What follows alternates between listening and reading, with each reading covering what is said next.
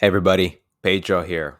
Welcome to today's presentation on how to change your thoughts. Let's get right into it. So, the agenda for today, I want to share my biggest realization that I've had over the last 12 months. I also want to share with you how you can use this work that I'm doing, this inner work process to deal with cold calling reluctance and how to actually deal with it once and for all.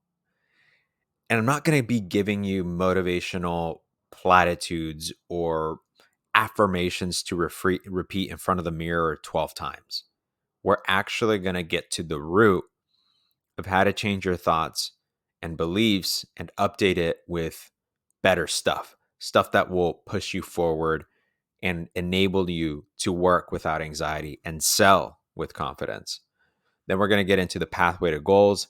And finally, we'll recap with my recommendations and advice to you based on my learnings over the last 12 months. So let's get right into it.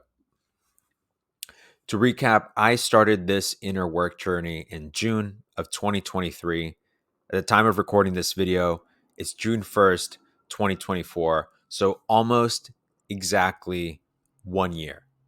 Um, if this kind of stuff interests you, if you're interested in learning more about inner game techniques and inner work, so to improve your sales performance, make more money, advance your career, you can follow me on Twitter or you can join my newsletter. I am not the expert, but I'm right in the front lines, and I'm sharing everything that I learn as I go along. So let's get into it. Just a quick recap. Started the inner work journey during a particularly difficult work period. Right around that time in June 2023, a few months prior, I had rediscovered Mark Darien. I discovered focusing, IFS, which is I'll get into later in the presentation, and self therapy. And really, what we're talking about here is inner work. And the core idea of it is feel your feelings fully. If you can feel your feelings fully, then we can get to the root of your problems. And if you don't know what that means, I'll get into it a bit more. It sounded weird to me when I first started. So I really want to break it down for you and help you implement this if you're interested in going down this path. Um, and so I've been doing daily journaling still to this day, examine my feelings, introspection. I do about 15 to 30 minutes of this almost every single day. And I'll get into what that looks like. Um, but the big premise here is feel your feelings fully. That's step one. And if you want to learn how to do that and how to journal about it, I'm going to attach the first video to this video because I would consider it a required resource. If you're going to follow along and implement this sort of stuff, I highly recommend that you watch that video because it sets the foundation. So let's get into it. If, this all happened because, I received this message out of the blue on Instagram. I really wasn't looking for this kind of stuff.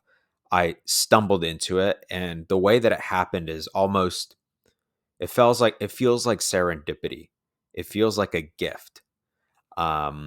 Basically what I had done is I remember commenting on a self-help video of this guy I used to follow religiously when I was younger, and somebody read my comment and they decided to reach out to me. And it's such a cool message. This message encapsulates some of my inner work journey, and I can tell you it's 100% true what this message says. But the part that is important about this message is this. He says, my advice from my own experience is to start getting in touch with your feelings and identify the areas where you feel needy for others' approval. Start to embody these feelings by fully feeling them. And as you do that, your body will let go of them and you will start to connect to the core of who you are. This is just the tip of the iceberg in reclaiming your power, but it's a solid start. I remember reading that, and back then I was like, what? Feel my feelings fully? What are you talking about, man? Well, That's what we're going to get into today because it's been exactly 1 year and I want to share my progress on this weird idea. But before I do that, I want to preface by how to deal with your cold call reluctance and warm your brain, prime it for what I'm about to get into here today. But the other day, someone had tweeted this, which is the secret to cold calling reluctance is in doing it so many times that you, one, become numb to the rejection, and two, create the mental connection that 50 dials equals one meeting. That's the cold calling advice here below by Armand, which this approach works, but in my experience, it has diminishing returns. It only works to a certain extent. So let me explain. When you have cold calling anxiety, cold calling reluctance, um, anytime that you are dealing with anything that's scary, a very common approach or common advice is, well, just toughen up. Just do it, put in a few more reps. You'll get over it. They give you advice that is external. So take more action, do more cold calls, do more reps, jog more. You want to increase your endurance, jog more. Um, a lot of successful advice around success tends to be around like, yeah, just go make more money, dude. Just go get a better job. Try harder. Work harder. Okay. How do I get to that? And in this instance, we're not getting to the core of the issue. And if we're not getting to the core of the issue, then you're giving me band-aids. You're dealing with band-aid solutions, not real solutions to get to the root of your problem. So for example, in this example where you have cold call anxiety, sure, yes, you should make more cold calls. That will help. But the better question is, how come you have cold call anxiety to begin with? Where is that anxiety coming from for you? What are you afraid will happen? And so that's what I discussed in this tweet right here, which is like, look, if you want to go deeper, if you really want to get to the root of your issues, you got to go deeper and ask yourself what you're so afraid of, and then feel it fully. Feel that fear fully. What is your worst case scenario? Feel that. Like, examine it, understand it, get to know it, become friends with it, get intimate with it, feel it fully. Don't ignore it. It's there. Why are you going to pretend that it's not there? Feel it fully.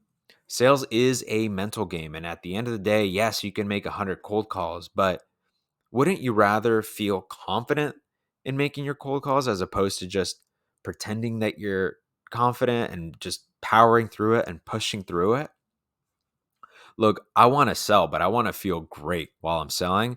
I don't want to feel like a piece of shit where I'm actually scared and anxious of losing my job and I have performance anxiety all the time.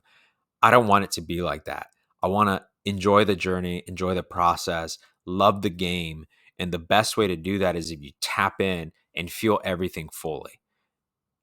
It doesn't mean that you have to yield to the anxiety. It doesn't mean that you have to allow that anxiety to take over and stop you from doing what you need to do. All I'm saying here, all we're doing here is just bringing awareness to it, becoming friends with it, and the more that we can do it, the less it affects us. And that's essentially what I'm saying here. It's like, get to know your fear well, because eventually the fear becomes funny because you realize that it's just your brain coming in again and trying to fuck shit up. It doesn't mean that you need to listen to that anxious thought. It just means you got to recognize it. See, like, acknowledge that it's there and feel it fully, and then it starts to loosen its control over you.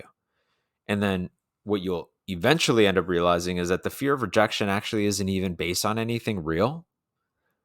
And that's when things really get interesting. You're like, what's the worst case scenario? You get rejected. What happens when you get rejected? Nothing. Okay, sure, it'll sting. Okay, great. Feel that. Feel the sting. What's so scary about getting rejected? Just feel it. And once you start feeling your feelings fully, you end up realizing, like, that's what I was afraid of. Yeah, it hurts. Yeah, that kind of sucked, but it's actually kind of funny. And then you start to welcome these intense experiences and these challenges, and you're no longer faced by them because you actually turned towards it. You didn't run away from it or pretend it wasn't there. And so that's how you actually end up dealing with cold call reluctance. And we're going to get into more of how to do this and what I'm talking about in the next few slides. But the reason why I'm doing this is because I want to track progress. This journey by nature, the inner work journey, is about going inwards. And so I want to see, is this inner work actually manifesting into real world results? Or am I just playing mind games with myself, playing mental gymnastics, getting into hippy dippy woo woo stuff, and not actually getting results in real life? So, part of why I'm making this video is to track the progress and see if it's actually leading to real world results. Because at the end of the day, I'm doing this for practical reasons. I want more success. I want more money. I want to go to expensive restaurants and have the best food. I want real relationships, real friends, deeper relationships, more rich relationships. I want it all. And a lot of people want it all. You probably want it all too. This probably resonates. And so I'm doing this for practical reasons at the end of the day. I want it to manifest into real world results. And so that's the point of this whole presentation is, yes, we are doing inner work, but we're doing it so to manifest what we want on the outside. We want to take action. At the end of the day, that's what we want to do. We are action oriented. We are outcome oriented. I want more money, but I want to be coming from the right state of mind. And so the goal is simple: emotional mastery. Once we can achieve that emotional mastery and emotional regulation and deal with our biggest fears, tension, anxiety, high pressure situations and negotiations, when we can handle that through emotional mastery, then we can achieve self mastery and we can approach challenging high stakes situation, high risk, high reward situations with less anxiety and more confidence. In other words, we are locked in, just like Cristiano Ronaldo here, right? I can only imagine how he feels in this image here that we're showing, where the goal is on him. All eyes are on him. He has to make this goal. This is the winning goal. If he misses this goal, the game is tied or they lose. So he is locking in despite feeling the anxiety, despite feeling tired, despite feeling the pressure. He's all in and he's ready to hit the ball and score that goal. That's where we want to be. We want to be centered. We want that emotional mastery to achieve self mastery. And so here have been my progress results so far. And what I am observing is that there have been massive trickle down effects. So let me explain what this means. So phase one was all about feeling your feelings fully, which to me was a very novel concept. When I got that message that I showed you earlier on Instagram about feeling my feelings fully to get to the core or the root of my problems, I was like, what the hell are you saying, man? What the fuck does that mean? Um, feel my feelings fully? Isn't that kind of gay? Like, I'm a guy, I'm a man. I was raised to not have feelings or emotions. That's the way I was conditioned. I was told that feelings are for girls. If I want to be an alpha male, I got to be tough, got to act tough. I can't show weakness. That's how I was raised. And so to me, the idea of feeling my feelings fully and being connected to what I'm noticing in my body and the fearful outcomes and the worst case scenarios that I'm imagining in my mind when I'm in a high stakes situation, the places my mind goes in those moments, I learned to repress that stuff. I learned that I had to pretend that wasn't there, because if I put the spotlight on it, then that would indicate that would make things true. That would make my worst case scenario too true. If I think negatively, or if I allow myself to think negatively, if I allow my mind to go there, something bad is going to happen. And so I better not do that. That's where I was. And so phase 1 was for me was all about feeling my feelings fully instead of repressing them. This meant anger, sadness, disappointment, and insecurity. And I want to make a distinction here that I made earlier, which is that feeling your feelings fully does not mean that you yield to them. So, for example, just because I allow myself to feel angry doesn't mean that I'm going to all of a sudden like attack you and beat you up or say something mean. It just means that I'm attuned to that anger and I leverage it to better understand how I'm feeling and how I want to approach the situation. So I'm giving myself more options by feeling my feelings fully. And I'm understanding myself better as opposed to repressing that stuff and pretending like it's not there. And so feeling my feelings fully was phase 1, and it directly had a trickle down effect, which led to phase 2, which was noticing my maladaptive behaviors and my coping mechanisms.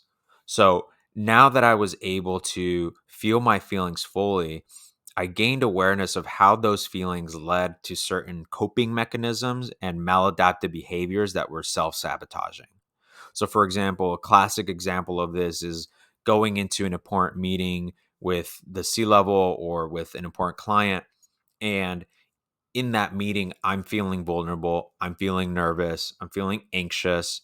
So, but instead of allowing myself to feel that anxiety and understand it and become friendly with it so that I can overcome it, that what I would do is I would act like an alpha male. I would front really hard and pretend like I was all composed when really I wasn't. Underneath the surface, I was not composed.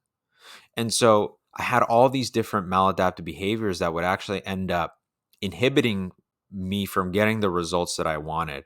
This happened at work, this happened with clients, this happened in dating, this happened with friends, various social situations where because I was so uncomfortable with feeling my feelings and feeling certain feelings and emotions, I adopted a coping mechanism that would make me feel safe and in control of the situation. And so I started to notice the chain of events where a certain feeling, thought, or emotion had a direct correlation to a maladaptive behavior that was self inhibiting. And so I began to put two and two together. I was like, oh, okay. I see how I'm getting in my own way now. Interesting. Very interesting. Which leads me to the current situation. Phase 3. Because I started to notice my maladaptive behaviors and feeling my feelings fully, I also started to notice how I have certain thoughts or beliefs, narratives, and projections that further amplify my feelings of inadequacy and anxiety, anger, social awkwardness. These there's certain I've started to notice all the different thoughts that I have and how they impact my state of mind. And so this is a really interesting place to be because now I see how my own projections and my own thoughts are negatively impacting me. And I couldn't have done this. I couldn't have got to this point without being attuned to my emotions because essentially the attunement of the to the emotions led me to noticing the coping mechanism, led me to noticing the loop. And now I'm aware of how everything is connected and how I'm limiting myself and sabotaging myself and essentially making my life harder for me to get the results that I want. This is massive. This phase is huge. Let me explain why this is important and how it relates back to you.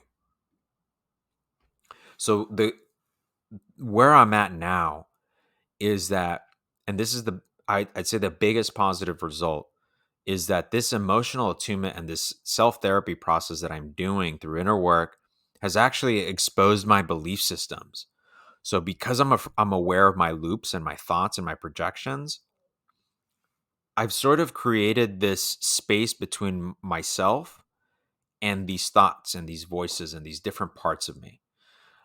In other words, because I can feel my feelings fully and get to know them and kind of get intimate with them, I understand the loop.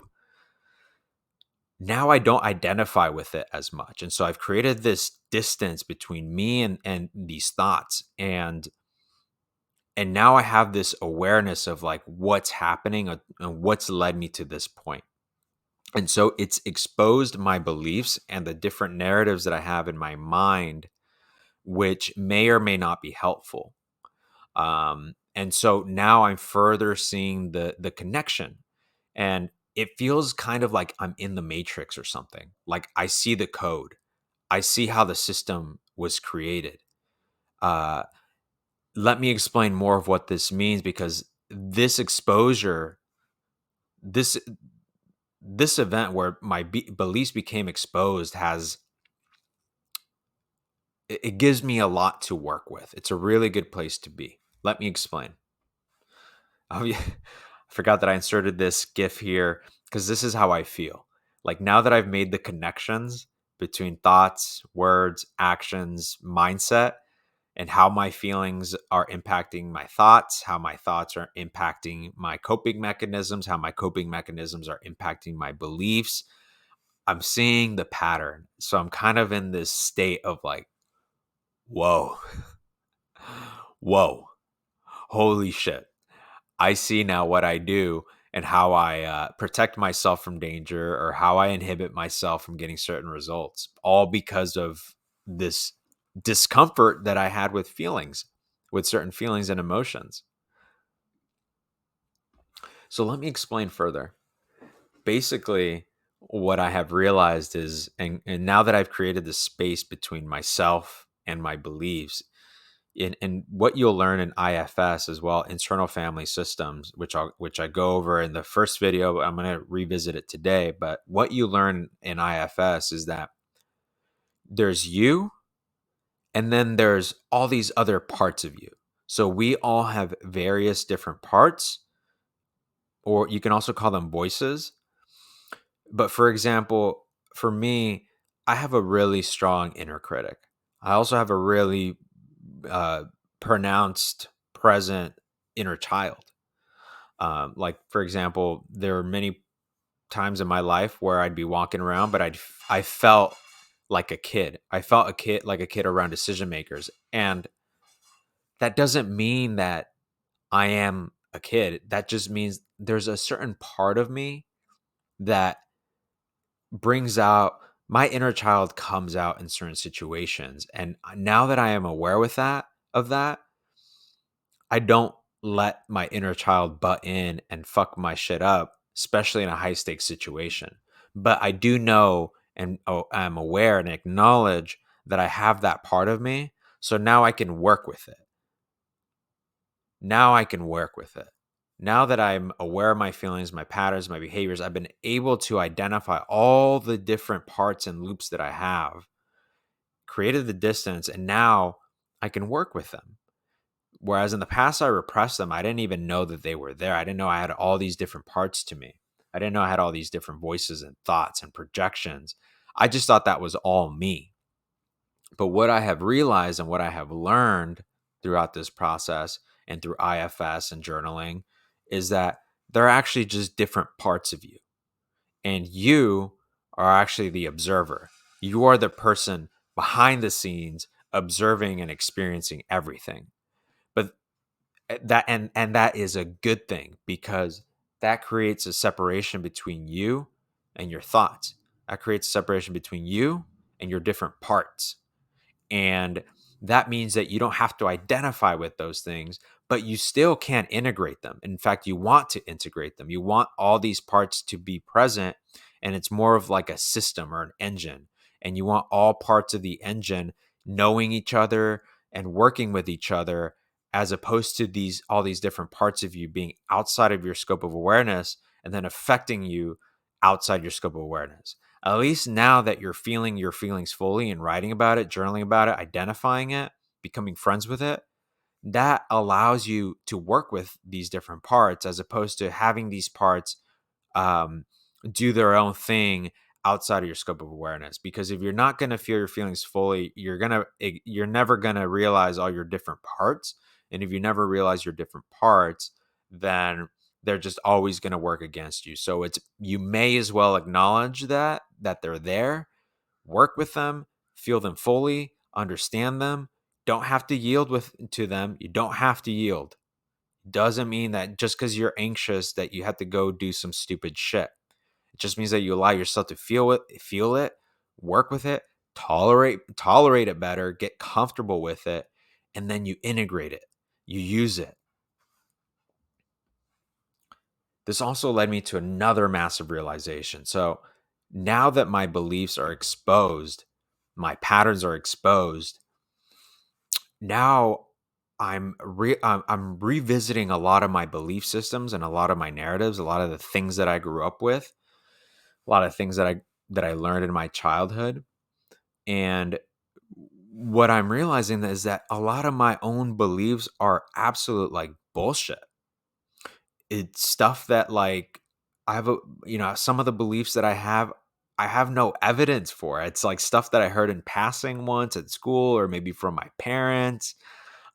Some of them are just based on nothing. They're just projections and insecurities that I've developed over the years that have been around for so long that now they are belief systems that actually hold me back, but they're not actually based on anything true. That's crazy. And so now I'm just like, geez, what beliefs am I holding on to that aren't serving me? And how did they get here? And this is a very, very interesting place to be. Which brings me to this question. What current belief systems do I have? And if I identify a belief that is holding me back, can I challenge it? Can I revise it and can I update it with something better? And I think that the answer is yes. I do think I can actually come in and update my beliefs. Beliefs aren't set in stone. I can change them. I can choose a belief that works better for me, that's more aligned for me, with me, and that's actually going to serve me. But it does feel a little bit too early to claim this at this point. This is a brand new revelation for me. So part of me is like, wait, can it be that easy? Because if it can be that easy, that sort of means that like the only thing that's in my way is myself, which would be crazy, but also cool to accept and recognize because then that means that if I'm the only one in my way, then I have a lot more agency and control over my life than I thought. And that's interesting. So here's my focus for the next 90 days. I'm going to take stock of all the narratives and beliefs. I feel more friendly and open to getting into more social connections, going to more events, going to more parties. I kind of feel this newfound surge of energy where I want to put myself out there and get to know others and find like-minded people. I really think that based on where I'm at, this is really going to reset my goal setting process, and I'm going to be able to establish goals a lot better now. I'm interested in developing my personality and what makes me unique and my strengths because now that all that bullshit, anxiety and thoughts and projections are kind of out of the way and I've figured out how to deal with them in a healthy manner, I feel like I actually have room to think positively and cultivate my strengths, which I don't think I had the room or capacity to do before because I was too wrapped up in my insecurities. I was too wrapped up in my projections. And so I couldn't do that in the past. I'm also noticing that I'm willing to put myself to the task with bigger workouts, more challenging work, creative projects. I just want to be given additional bigger responsibilities, because now that I see that emotions and feelings aren't scary, there's nothing to really be afraid of under the covers. I'm like, put me in. Give me the hardest shit, because I know that if I get something hard, I know it'll trigger certain stuff for me. I know it'll trigger fear. I know it'll activate my anxiety and kind of be like, whoa, can I really do this? And I want that, because if I can be introspective and work with those emotions that I haven't discovered or uncovered yet, then I can work with them and I can improve them. And then it's this self-fulfilling prophecy where I'm given hard shit, and then I feel anxiety, and then I get to work with it, and then I improve it, and then I get more responsibility. And now I'm just in this positive loop, as opposed to yielding to my negative feelings and believing them, and then getting into a rut, or being in a situation that isn't actually fulfilling because I feel the need to play it safe because I haven't dealt with my bullshit. So now that I have dealt with my bullshit and continue to deal with it and have a process for how to deal with it, I don't feel afraid anymore. And I don't feel like an imposter anymore. I feel like I can handle real responsibility, and I feel like I can face the challenge as opposed to being threatened by it. And so my prediction is that this actually, where I'm at now, clears up the path for a new goal setting process, which I want to get into, because I think if you follow this path, this is this is how it's gonna play out for you as well. So before, if I established a goal, I it would be rare that I'd actually get to it and actually achieve my goals, because the whole journey there was just filled with mud. Things like insecurities, projections, self-sabotage, and negative beliefs. And so I would find a way to get distracted or quit long before I ever got to the finish line. Now I'm like, great. I have this process for how to deal with difficult emotions. I have this process for how to manage myself, and I have an intimate understanding of my inner being and what's going on the inside. And so I feel more composed. I don't feel phased by anything. That doesn't mean I don't get scared. I don't experience fear or anxiety. I do experience all the stuff that a normal human being does, but I'm equipped to handle it and manage it, as opposed to dealing with it in a maladaptive way, like numbing it out, drinking, drugs, partying. I'm not coping. At least I don't think I am. I'm not coping with these emotions in a negative way. And so now here's what it feels like to go for goals. Before, it was messy. It was muddy. There's tons of roadblocks along the way. And chances of me actually achieving my goal were probably low, because I'd find a way to self sabotage long before. Now I feel like that's been cleared up. I know how to manage that stuff, and I'm in the driver's seat. And all my different parts, my different emotions, my different voices, different projections in my mind are things that don't throw me off, because I'm not intimidated by them. I know how to feel them, examine them, and then ultimately integrate them and work with them, so they're no longer affecting me outside my scope of awareness. Now I have them within my scope of awareness, which means I can work with them. So now the path to a goal feels a lot clearer. And so if you want to go down this path, here's some of the resources and next steps that I'm kind of getting involved in. I recommend checking out the books Think and Grow Rich, as well as a Man Thinketh. These two books are not going to solve your problems, but what's interesting to notice about these books is their emphasis on your thought process, emphasis on the power of thoughts, and how you can train or change or update your thoughts with something that's more beneficial and that's going to push you forward, as opposed to hold you back. I'm going to continue checking out IFS, Internal Family Systems. I highly recommend that you read one of Richard Schwartz's books. I think reading one book, the Intro to IFS book that he has, is more than enough. You don't need to become an expert in this to leverage it. I'm also considering exploring CBT, cognitive behavioral therapy, which is a modality that teaches you how to change your thoughts. So in the past, I don't think you should get right to cognitive behavioral therapy. I think you should work your way up, because if you have to first recognize that thoughts can be changed and altered, but that is a strange claim. I wouldn't advise that you start there.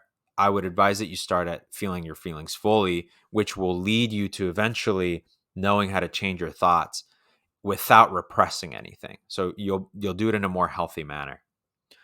Uh, I'm gonna be taking stock of all my beliefs I have, and trying to update the operating system. I'm exploring meditation as a way to increase my mindfulness and further observe my thoughts from a bird's eye view as opposed to getting sucked into them. I'm still working on that. I definitely get sucked into my emotions. I definitely yield to them. I'm not perfect. One of the things I'm also trying now actually is yoga, because what happens is in yoga during those intense stretches and poses that you're supposed to do is your body and your brain tell you, quit, give up, this is too hard, this is uncomfortable. And so you hear all these messages in your mind. You find you kind of observe yourself having those thoughts, and you power through it anyway. And so I want to try yoga as a way to train this mind muscle that I've developed, where I don't yield to negative thoughts. I don't yield to challenge. I just find ways to handle the challenge better. And I'm still actively journaling almost daily. Again, I go over this in the first video, but I do this almost daily. This is the root, or sorry, like a big core of this is, when I'm feeling my feelings fully, I'm usually journaling throughout the process as well, because there's a lot of rich data that you get from tapping into your feelings and tapping into the thoughts that you have during those feelings, and then journaling about it so that you can understand your patterns and your maladaptive behaviors. So I'm still doing that every single day. And my advice to you is this: start by feeling your feelings fully, become intimate with all the different parts of you, read IFS, um, notice all of your maladaptive coping behaviors that are actually self sabotaging. Chances are we all have these maladaptive behaviors, these ways of avoiding difficult emotions, so we'll just do something else instead. Like procrastination is a big one. you know a lot of people would rather procrastinate and pretend like they're doing busy work instead of actually doing the hard work that they're supposed to be doing, because doing that hard work would be too mentally challenging, or they're afraid to feel dumb. And so what they'll do is they'll procrastinate. Yeah, sure, I'm procrastinating, but at least I'm not feeling dumb and stupid as I'm doing my homework. So in a way, this procrastination actually feels better. And yeah, I was supposed to clean up my email inbox anyway. So this procrastination where I'm cleaning up my inbox is actually probably a good thing. And you find, that's an example of a way that you think you're being productive, or you think you're doing something good, but you're actually avoiding the uncomfortable emotion, which is doing the hard work or doing the homework. And over time, this is going to make you fearless, because you are no longer afraid of scary emotions. You're no longer afraid of what you might discover if you allow yourself to feel that anxiety, or if you feel the fear of, if you feel the insecurity, or if you allow yourself to feel this stuff that's labeled as bad. You should be feeling this stuff. There's a lot of wealth and a knowledge of information in there, where if you just tap into your body and feel your feelings fully, it'll tell you a lot. So when you start to feel your feelings fully, you no longer are afraid of what's under the covers, which allows you to tackle your biggest weaknesses and get to the root of your problems. And this will wake you up, because you realize that you've been hiding all along. You've just been playing on the surface with surface level band-aid solutions, like motivational platitudes, repeating positive affirmations in front of the mirror, reading self-help books, going to the gym, smoking weed, all these different ways of coping and trying to make yourself feel better, but not actually getting to the root of the problem. And so this is going to wake you up when you realize that you've been playing on the surface. And the last thing to remember here is that, this is from the previous video, but the kingdom of heaven is within you. Know thyself. The answers we face are within us. The truth shall set you free.